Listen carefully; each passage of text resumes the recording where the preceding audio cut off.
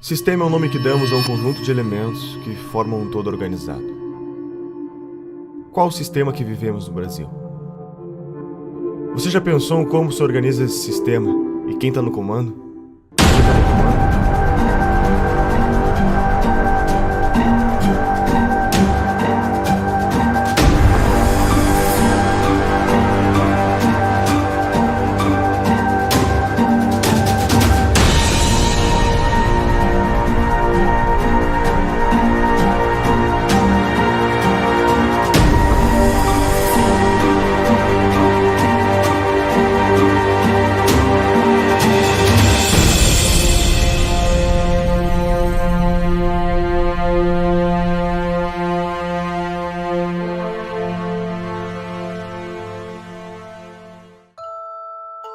Será que o que vivemos hoje é apenas uma grande farsa, onde a cada 4 anos temos que escolher sempre entre 2 lados da mesma moeda?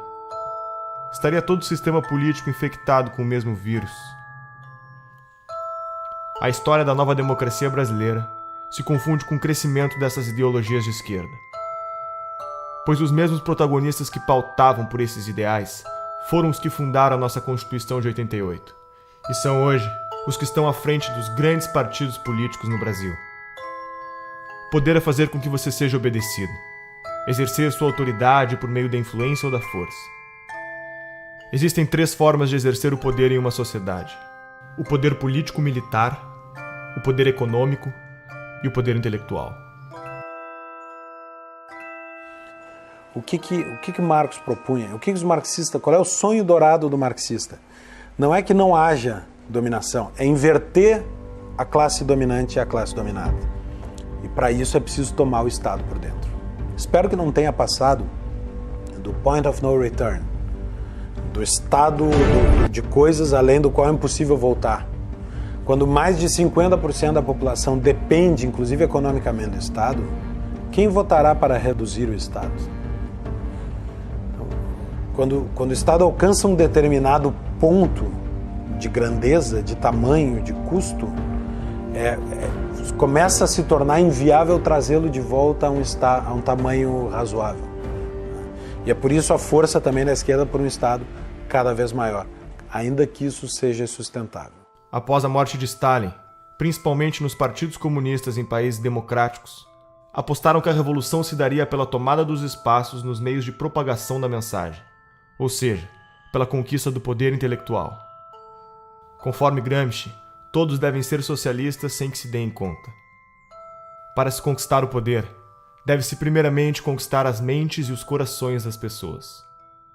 E quem ficou com o PT, na verdade, foi o público, digamos assim, a base essencial e original do PT, que foi a intelectualidade, principalmente universitária. O PT surgiu com os intelectuais da USP, junto com o pessoal da Teologia da Libertação, um pouco, e a CUT.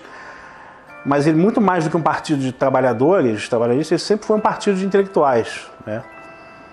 Então ele foi realmente o primeiro, digamos assim, intelectual coletivo, no sentido do Gramsci, a chegar ao poder no Brasil, tendo seguido a receita gramsciana exatamente, quase ipsis literis, né?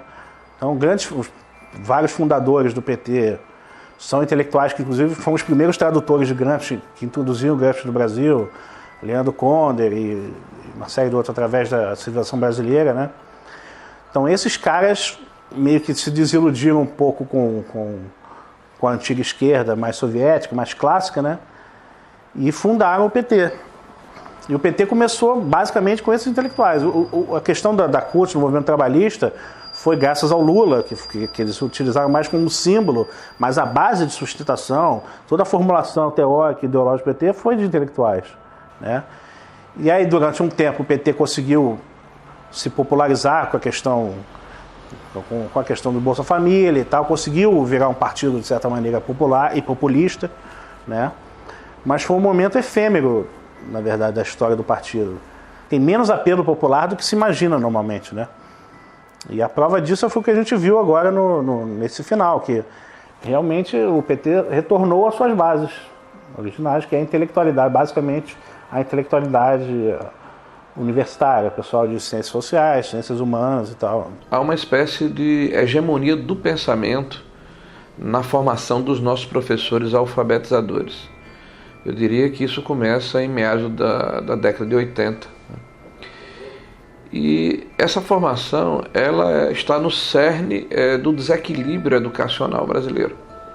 Os professores são formados nas universidades para aprenderem quem é Paulo Freire, quem é Emília Ferreira, quem é Marx, quem é Lenin, mas não tem a percepção do que é metodologia de ensino com evidência científica, como ocorre no mundo inteiro. Isso não é por acaso. E a tese tanto do Gramsci como os componentes da Escola de Frankfurt e da guerra de posição. Então, as nossas universidades estão majoritariamente dominadas pelo pensamento de esquerda, e é lá que são formados os professores, é lá que é avalizado o livro escolar que vai para as escolas de todo o país.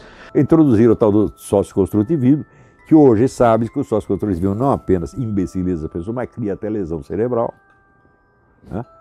E quem foram os grandes agentes disso? Eu acho que o principal foi a editora Abril, com as revistas Escola, depois chamada Nova Escola e Sala de Aula, que eram órgãos do socioconstrutivismo. Por aí que entrou Emília Ferreira, Celestin Freinet, toda essa porcariada socioconstrutivista comunista entrou no Brasil através desse, porque era o único órgão que alcançava todos os professores no Brasil. Então, alguém culpou eles pelo que aconteceu? Não, eles não têm culpa nenhuma. O que acontece? Quer dizer, nós estamos saindo aí de quase 2 décadas, 20 anos de governo esquerdista. Mais, se a gente contar o período sob os tucanos e tudo, quer dizer, na verdade dá muito mais tempo aí sob domínio da esquerda. Então o que acontece? Quer dizer, nessas últimas décadas, o maior comprador de livros do mercado editorial, quem foi? Foi o governo. Quer dizer, o governo, então, com as compras fenomenais que ele faz todos os anos para distribuir os livros paradidáticos nas escolas, quer dizer, ele se tornou a principal fonte de renda para muitas editoras. Agora, tudo tem um preço. Quer dizer, para o livro ser escolhido pelo governo, as editoras sugerem de maneira muito persuasiva aos escritores que eles escrevam dentro daquela pauta que é estabelecida pelo MEC. Claro, porque o MEC oferece uma pauta. Ele diz assim, olha, o livro para ser comprado precisa seguir este critério, e são critérios ideológicos. Você tem o gramscianismo aplicado ao mercado editorial muito semelhante ao mercado jornalístico, aos jornais, às revistas. O mesmo tipo de influência, de hegemonia. Você tem no mercado editorial 50 anos, pelo menos, de hegemonia da esquerda no mercado editorial. Isso significa que livros liberais, conservadores, são violentas exceções. Em 2008, a revista Veja publicou uma pesquisa que foi realizada pelo Instituto Census, que comprovou tudo aquilo que a gente já sabia, que, de fato, as escolas, as universidades estão sendo usadas para fins políticos, de propaganda política e partidária.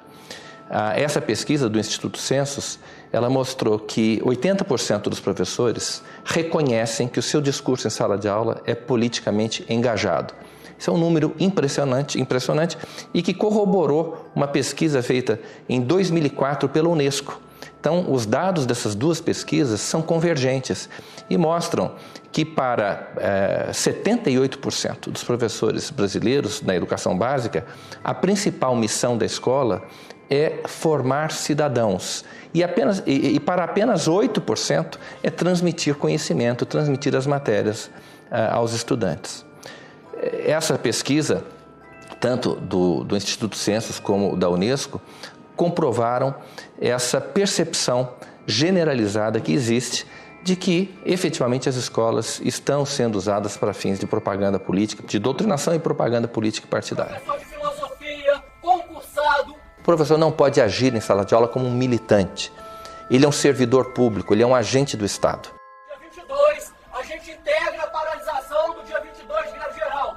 E o Estado, de acordo com a Constituição Federal, o Estado brasileiro, ele é politicamente neutro. Existe a Constituição, prevê o princípio da neutralidade política, ideológica e religiosa do Estado. Então não cabe ao professor, no exercício das suas funções, fazer propaganda de partido político, por exemplo. E muito menos, ou também não lhe cabe, mobilizar os seus alunos, manobrar os seus alunos para que eles participem de um ato político, de uma manifestação a favor ou contra uma determinada corrente que disputa o poder na sociedade. Isso é ilegal, também por força da Constituição. Dos professores que estão formando nossos alunos, 86% veem Che Guevara de forma positiva e 65% veem Lênin de forma positiva. Que cidadãos são esses que estamos formando? Nós estamos vivendo um momento muito difícil na educação brasileira.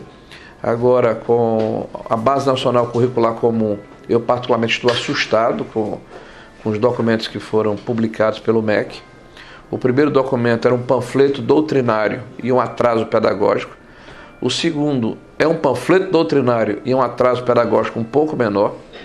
Me parece que é um bode na sala, né? Se criar dificuldade para se gerar facilidade. O ministro alega que vai filtrar esse processo, que vai submeter ao Conselho Nacional de Educação, mas eu não posso acreditar num conselho que está completamente aparelhado, né, que com raras exceções é formado por ativistas políticos de esquerda. Então a hegemonia política, ela inclusive agride a Constituição brasileira, que fala da pluralidade. O governo do PT é majoritariamente apoiado pela União Nacional dos Estudantes. A UNE é a entidade máxima dos estudantes brasileiros e representa cerca de 6 milhões de universitários. Em 1937, ano que Vargas decreta o Estado Novo, os estudantes fundam a União Nacional dos Estudantes, UNE. Na UNE, o mimeógrafo rodava panfletos fazendo propaganda socialista ao som da Internacional, tocada na vitrola doada pelos americanos. A União Soviética, pátria-mãe do socialismo, era o exemplo a ser seguido. E o comunismo a utopia em corações e mentes jovens pelo mundo afora. Até Carlos Drummond de Andrade fez versos para Stalin. A poesia fugiu dos livros, agora está nos jornais. Saber que resistes. Então, a UNE hoje perdeu credibilidade. A CPI da UNE é uma necessidade. Nós queremos pressionar as autoridades da Câmara nos próximos meses para que ela saia do papel. Ela está aprovada, está lida em plenário, ela tem que acontecer. A investigação principal é saber aonde foi, onde está sendo usado o dinheiro das carteiras estudantis arrecadados no Brasil inteiro. Teve uma indenização, que nós queremos saber onde aplicar esse dinheiro, indenização pelos mortos na época da ditadura militar que tinham vínculo com a UNE. O que é isso? Foram milhões de reais via governo federal do PT, pagos por uma entidade como a UNE, e as famílias não participam disso. Existiram esses casos, não existiram, tem comprovação, não, fizeram uma indenização milionária. Nós queremos, a CPI da UNE, saber se esse dinheiro foi usado só para pagar ônibus, manifestantes que vinham aqui fazer protesto, ou seja, o governo aparelhou a UNE, a CUT, o MST com dinheiro do governo para simular que eles tinham apoio popular para impedir o impeachment, aparelharam esses órgãos para virem aqui para contestar projetos de lei que poderiam investigar ou a criação de CPIs. E pode ter certeza, meu feeling é que uma CPI da UNE põe mais gente na cadeia. O movimento estudantil ele é um movimento autoritário, totalitário, truculento, violento, e ele não... Eu cheguei a escrever isso outro dia numa coluna na Folha. Você encontra mais debate em igreja evangélica do que na universidade. A universidade não tem nenhuma liberdade de debate. Não há nenhuma possibilidade de você levantar qualquer posição contrária ao conjunto de professores que administram aquele espaço, certo? E, assim, há uma piora no sentido de que há mais jovens que chegam com um discurso fechado, identificado com a esquerda, já na universidade. E quando eles chegam na universidade, então, se você estiver falando assim de um curso de humanas, onde tem várias disciplinas de humanas, eu diria que 80% ou 90% do conteúdo dado em sala de aula será de esquerda.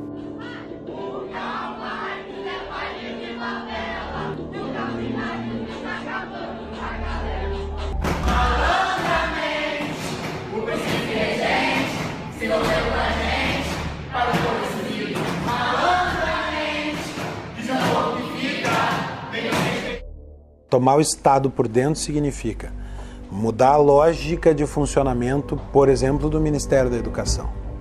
O Ministério da Educação agora deixa de ter a função de servir para Marx a burguesia e passa a ter a função de ser um elemento de revolução, de contribuir para a quebra da dominação da burguesia, da formação do proletário cidadão. Fecha muito com as teorias de educação que são aplicadas no Brasil. Essa questão da hegemonia da esquerda, né, sobretudo no meio universitário, que eu acho que isso fez muito mal para a cultura além da universidade, né, porque causou uma restrição muito preocupante, né, do imaginário das pessoas. Uma coisa que o Olavo de Carvalho fala sempre, que a sua capacidade de imaginação, de ampliar suas imagens, é muito importante para quem exerce atividade intelectual, né?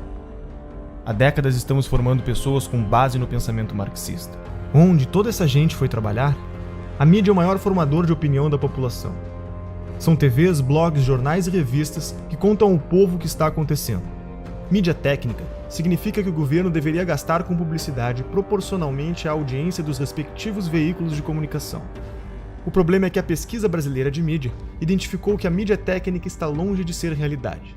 O dinheiro investido em publicidade parece não ter nenhuma relação com a audiência do veículo.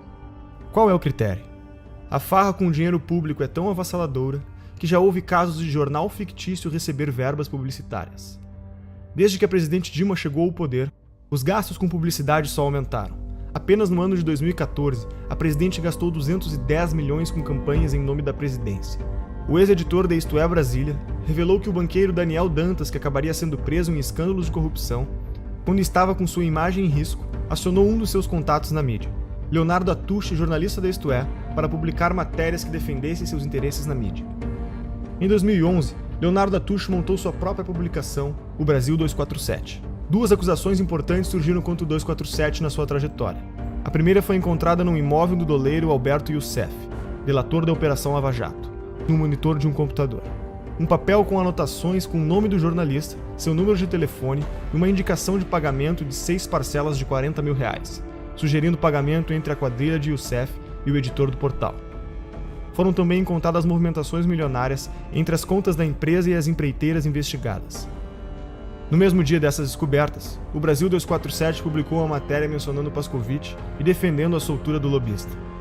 Com as eleições de 2010, a blogosfera progressista sentiu a necessidade de unificar o movimento com o intuito de formar pautas de acordo com a defesa da candidatura da ex-presidente Dilma.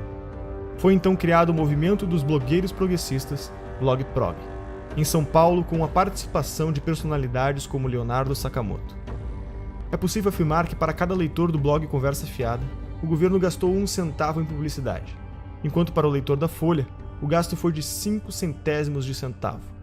Em 2013, a revista Carta Capital recebeu quase 7 vezes mais investimentos por leitor que a revista Veja, Isto É e Época. Quem é Leonardo Sakamoto? Um dos membros da BlogProg. Sakamoto é um blogueiro militante que faz parte dos 54 replicadores da Agência Pública, uma organização que determina pautas para portais como a Carta Capital, Catraca Livre, Brasil Post, Sul 21 e muitos outros portais de notícias. Sakamoto recebeu da deputada Maria do Rosário do PT a autorização de repasse de R$546 mil às suas militâncias. A agência pública, conforme alega seu site, recebe como financiadores fundações estrangeiras como a Fundação Ford, Open Society Foundation, Oak Foundation, entre outras. O que são essas fundações? O que elas querem? A mídia é, junto com as empreiteiras do petrolão, o segmento mais corrupto que existe. E eu posso dizer isso porque minha cabeça rolou em todos os grandes veículos de comunicação. Em todos teve interferência política. Em todos. A imprensa constrói e destrói reputações. E constrói e destrói reputações não como um projeto longo. É conforme o que lhe convém. Quantas vezes nós vimos imprensa mudar de lado, mas da forma mais descarada. Ela não diz mudei de lado. Ela simplesmente exalta uma figura aqui e depois destrói. Exalta outra figura ali e depois destrói. Me diga qual é a grande imprensa que não recebe dinheiro público, que não recebe dinheiro de governo federal, que não recebe dinheiro de estatal, que não recebe dinheiro de banco público, que não recebe dinheiro de governos estaduais e municipais. E muitas vezes a imprensa faz a política do achaque. Ah, não quer pagar? Então você vai ver. E aí bate, denúncia, bate. Como é que funciona em geral, né? Em geral você faz uma reunião de pauta, em geral o editor-chefe, ou secretário de redação, né, ou diretor-geral, vem ali já com a linha editorial pronta, né, troca uma ideia, a pauta é essa, a pauta é aquela, ó, você vai construir matéria nesse sentido. Então você já recebe uma orientação, ponto. Né? Aquilo vai voltar para a mão do editor, o editor vai corrigir, vai às vezes mudar todinha a sua matéria ou vai simplesmente derrubar. Existe muito pouca pergunta incômoda sendo feita no Brasil. E quando as perguntas incômodas são feitas, o jornalista é criticado. Né? E por outro lado, muitas das perguntas que são feitas não são feitas para o devido esclarecimento das coisas, mas para estimular uma narrativa. Às vezes uma narrativa ideológica, na maioria das vezes uma narrativa ideológica. Né? Em relação aos protestos que nós tivemos ao longo de 2015 e 2016 contra a Dilma Rousseff, contra o Lula, contra o PT, contra a esquerda, contra o esquema de poder que havia se montado no Brasil. A tentativa da imprensa era de vender a tese que estava sendo criada, né, nos grupos acadêmicos, nos centros partidários, nos diretórios de partido, de que na verdade se tratava de um bando de raivosos fascistas que queriam a volta dos militares para o poder. Fazendo uma reportagem sobre um mini protesto que havia ocorrido em favor do impeachment, ainda depois do dia 16 de março, a imagem da notícia era intervenção já. Ou seja, você tenta vender para a população uma coisa que não é. Isso se reflete na cultura. A Lei Federal do Incentivo à Cultura, número 8.313, conhecida como Lei Rouanet, foi criada durante o governo Collor e é o principal mecanismo de financiamento e incentivo à cultura do país. As empresas podem investir até 4% do valor de seu imposto de renda, recebendo o valor em forma de desconto e patrocinando projetos culturais. O Ministério da Cultura deve aprovar o projeto, para então o responsável poder captar o dinheiro. Já parou para pensar quem escolhe os projetos que são selecionados? E que projetos são esses? O grande problema são os editais. Nos editais existe uma comissão que vai julgar os projetos submetidos, né? Então, quais são os critérios da comissão? Aí tem lá uma série de critérios teóricos que eles têm que seguir, né? Mas na prática, a questão ideológica vai sempre prevalecer. Por quê? Porque a maioria das pessoas que participa do julgamento de editais são pessoas de esquerda. E não é só de esquerda socialista mesmo, entendeu? Não é esquerda... essa é a tendência. Então, você achar uma pessoa que, nesse tipo de edital, que não seja assim, é raríssimo. Você me perguntar quem faz parte de julgamento edital e que não é socialista, eu não vou saber dizer. E olha que eu conheço muitas pessoas, né? Então, o critério ideológico vai sempre prevalecer. Então, por exemplo, no meu caso, você quer fazer um filme sobre Olavo de Carvalho, eu poderia passar 30 anos tentando, submetendo aí, nunca ia passar, jamais, entendeu? A Lei Rouanet se tornou um meio legalizado de desvio de verbas públicas. O incentivo à cultura, cuja proposta inicial era financiar projetos de novos artistas, passou a ser destinada a artistas já consagrados que não precisariam de lei para se manter.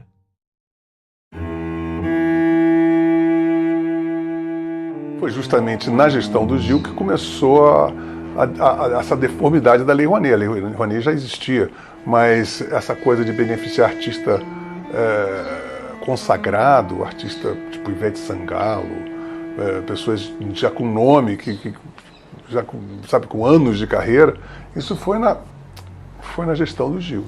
Olha, a gente está para abrir aqui a CPI da Lei Rouanet, exatamente para chamar artistas que receberam dinheiro sem precisar da Lei Rouanet. Então, o que fica suspeito, para não dizer comprovado, é que a Lei Rouanet serviu para comprar essa classe artística. Dificilmente você vê um ator se posicionando contra o PT. Regina Duarte começou a bater duro, tomou uma geladeira na Globo. E diversos outros ou nada falam ou apoiam. Por exemplo, Luan Santana recebeu 4,5 milhões da Lei Rouanet. Será que ele precisa mesmo desse incentivo do governo para colocar diante dos seus shows?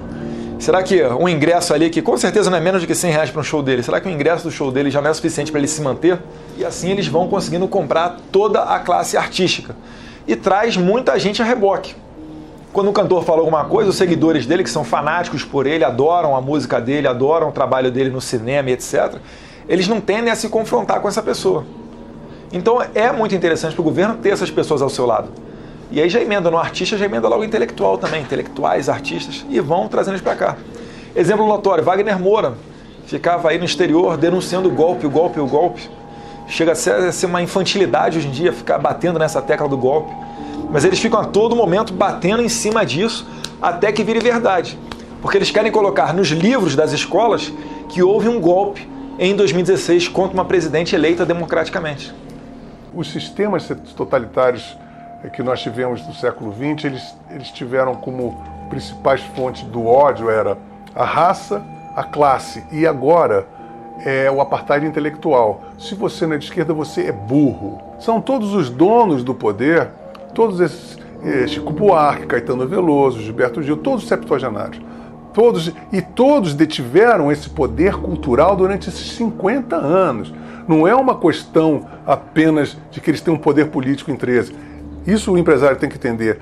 Eles foram coronéis do Brasil durante esses 50 anos. A cultura, você tem um cinema novo, você tem a Semana de 22, você tem a Tropicália, você tem todas essas manifestações de cultura de esquerda, cacete. Um dos exemplos do enviesamento dos projetos apresentados pela Lei Rouanet é o filme sobre José Dirceu, um dos petistas envolvidos com o Mensalão, para o qual foi aprovado 1,5 milhões de reais.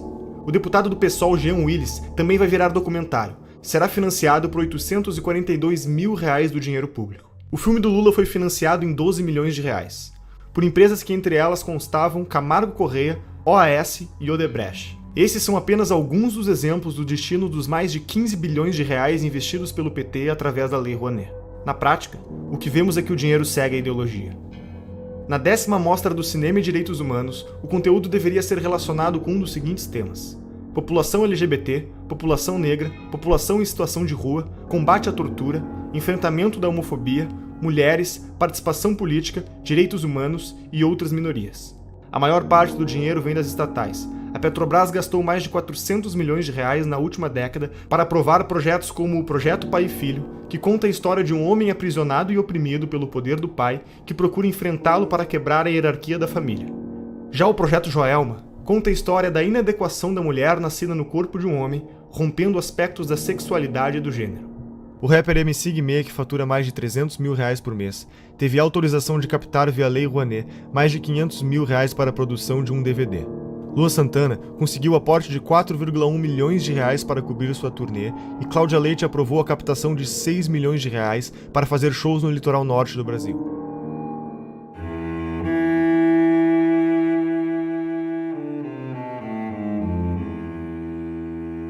No referendo do dia 23, você vai decidir se é contra ou a favor da proibição do comércio de armas. Reagir com uma arma, muitas vezes, pode transformar a situação numa coisa muito pior.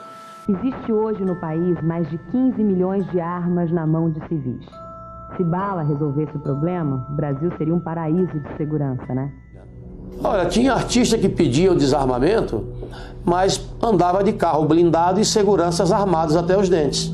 Aí é muito cômodo, né? E eu consegui, através das minhas entrevistas, desmascarar esse povo todo.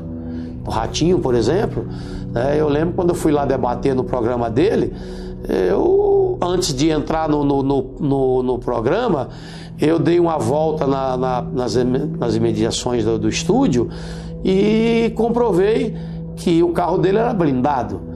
Comprovei que ele tinha 3 seguranças armados.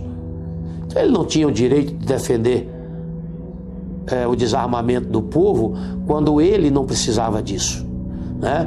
Outra, a Angélica, para você chegar no condomínio dela, a 300 metros você não conseguia chegar. Segurança totalmente armada, quer dizer, qual a legitimidade dessas pessoas que têm essa segurança ao seu redor pode dizer que você não pode usar uma arma de fogo? Que conversa é essa de partir da premissa que todo cidadão honesto, trabalhador, não pode ter uma arma de fogo? partes da premissa que você é marginal?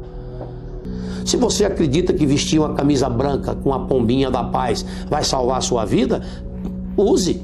Mas se você acha que uma arma dentro da sua casa, se você conseguir se antecipar à ação do marginal, vai salvar a sua vida, ninguém pode te negar esse direito. E é isso que nós defendemos, o seu direito de escolha. Se você quer, cumprindo os requisitos, você tem direito garantido. Coisa que, infelizmente, o governo do PT retirou isso do povo brasileiro. A violência pode ser usada para o bem ou para o mal. É que nem arma. A esquerda adora falar que a arma mata. A gente está num país que a gente sabe que tem mais arma que habitantes e que a segunda emenda, que é o direito de legítima defesa, é sagrado. Quando a gente vê a discussão de desarmamento, de Obama e companhia, não tem nada perto com o modelo brasileiro. O acesso do bandido às armas já se dá na ilegalidade. Quem segue a regra foi eu. Fui eu que passei por um processo ultra mega burocrático de 5 dias úteis que você precisa esperar de background check aqui nos Estados Unidos. 5 dias úteis. Você vai lá, compra a tua arma, que aliás custa mais ou menos 1/4 do que custa no Brasil, 1/5. A arma no Brasil custa 4, 5 vezes mais caro. Você compra a arma, espera 5 diazinhos e vai lá buscar. Foi o processo burocrático que levou. E não tem nenhum custo de despachante, R$1.000 de licença para cá e para lá, não tem nada disso. Porque é um país que entende um direito básico do indivíduo de legítima defesa.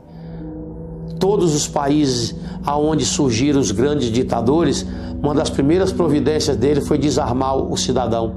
Hitler, Mussolini, esse cretino da Venezuela, são medidas adotadas para que eles não tenham resistência da sociedade.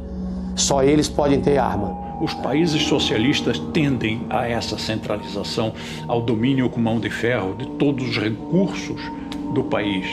E isso eu acho muito perigoso, porque se esse controle centralizado cai nas mãos de uma pessoa com um caráter duvidoso, com intenções não lá tão boas, ele domina o país inteiro. Mas se for tudo descentralizado, é difícil que se instale, por exemplo, uma ditadura. Penso que é mais difícil.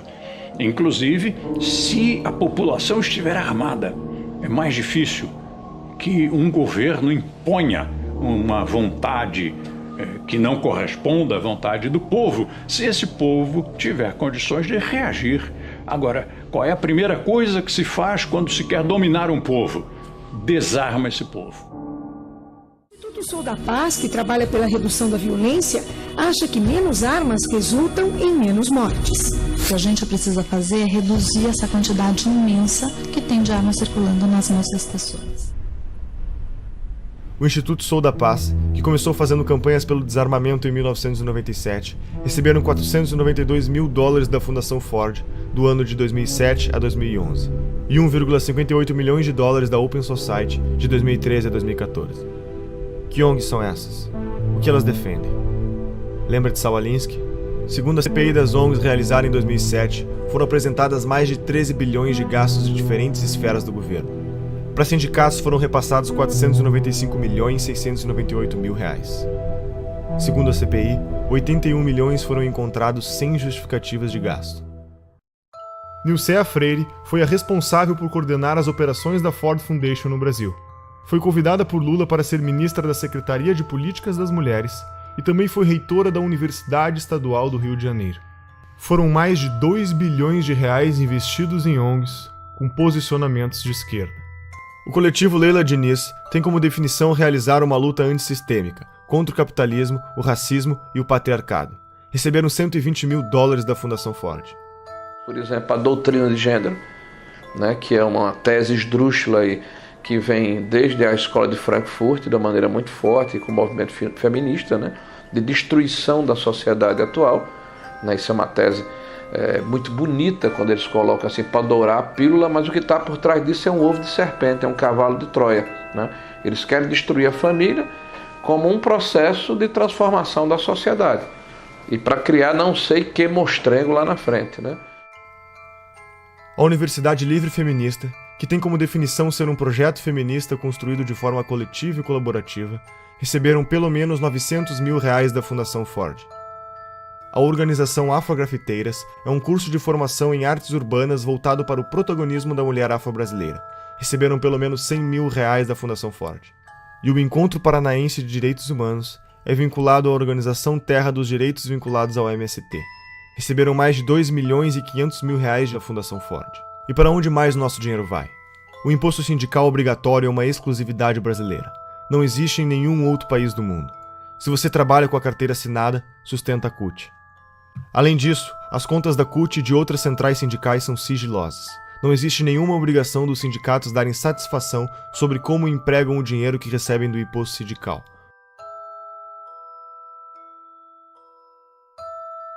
O que essas fundações querem com esse investimento? Quem está por trás desse dinheiro? Um dos principais financiadores é um dos homens mais ricos do mundo, George Soros, formado na London School of Economics, universidade fundada pela Sociedade Fabiana.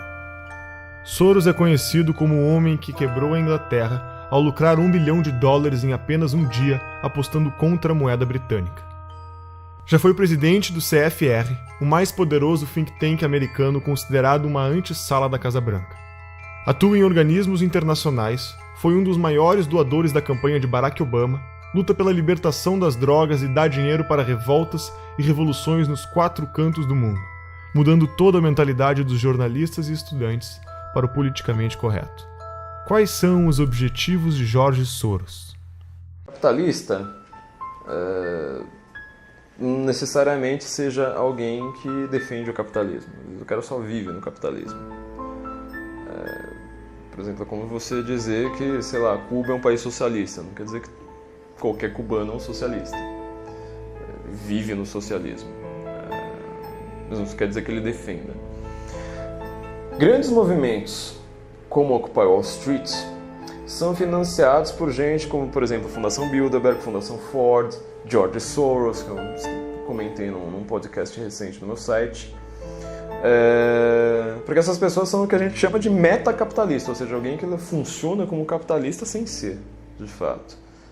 George Soros é um hiperinvestidor, cara que entende tudo do mercado. Por isso que até é uma bobagem que muita gente faz, tentar ficar ensinando leis de mercado achando que vai ir contra alguém. Esses caras entendem mais de lei de mercado do que todos os liberais juntos. Eles são o mercado.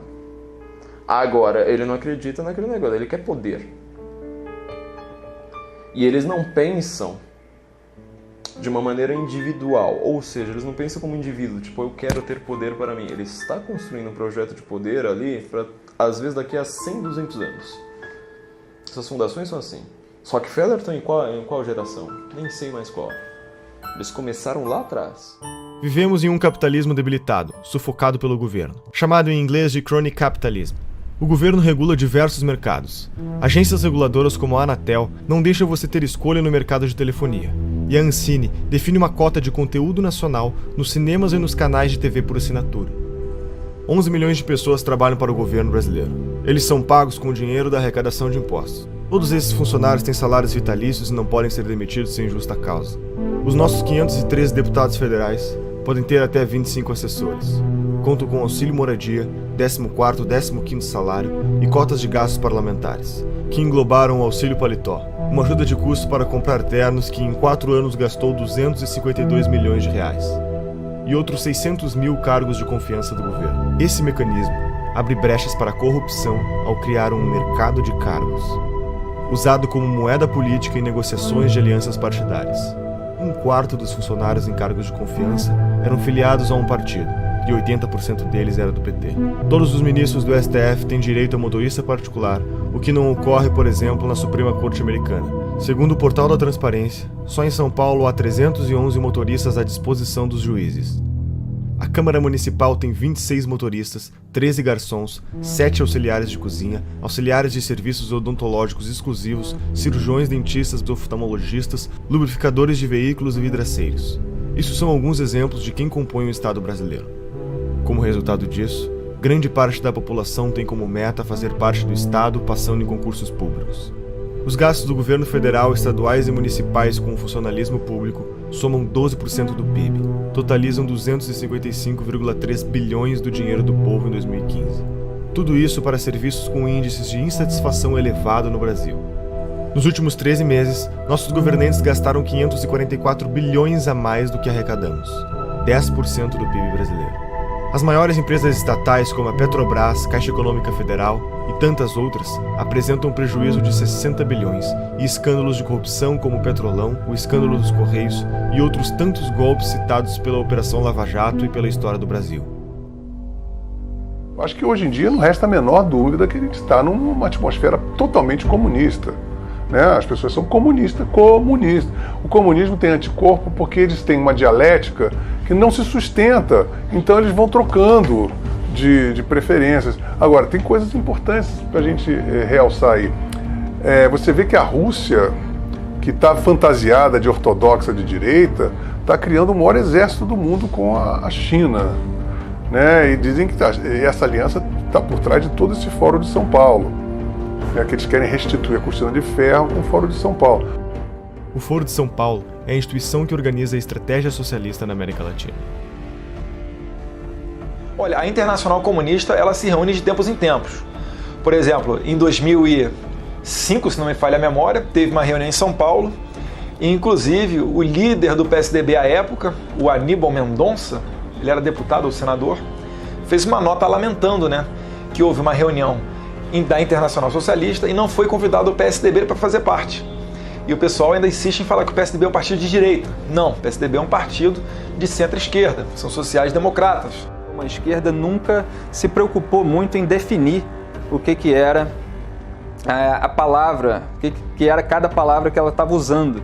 Na verdade, existia muito essa ambição de você ser contra alguma coisa, de você unir todo mundo, e estamos juntos nisso contra alguma coisa, então estamos no caminho certo.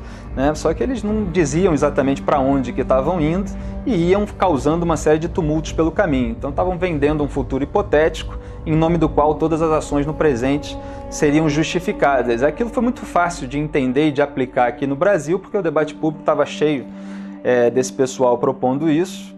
E eu lembro quando tivemos a ideia de construir o Fórum de São Paulo. E aí veio a ideia, conversando com os companheiros cubanos no primeiro momento, de fazermos uma reunião da esquerda latino-americana. Tanto que muitos latinos-americanos conhecem Paulo Freire, e ele dizia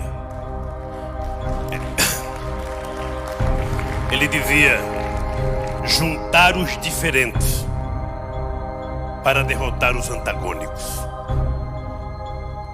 E nós, que uma das forças políticas que mais contribuiu para que nós chegássemos a construir o que nós construímos, foram os companheiros do Partido Comunista Cubano, que sempre tiveram paciência e experiência de nos ajudar. Não, fala-se, eu não acredito nisso, mas eu quero colocar isso na entrevista, de uma aliança, de um eixo Chaves, Fidel e Lula. Ô Boris, você sabe que isso é no mínimo uma piada de mau gosto, claro. E eu te aconselho até não repetir isso no vídeo. Violou, 10 anos atrás, você podia prever, por exemplo, uma América Latina assim: Fidel, Chávez, Morales, Bachelet, Correa, quem mais?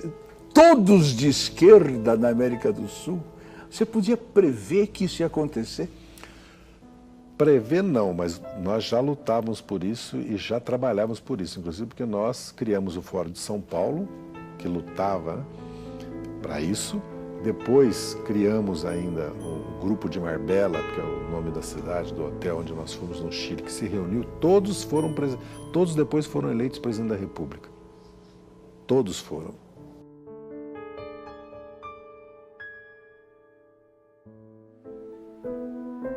Tudo custou muito caro para o Brasil. Tudo custou muito caro para o mundo. Caro para a nossa educação, para as nossas crianças.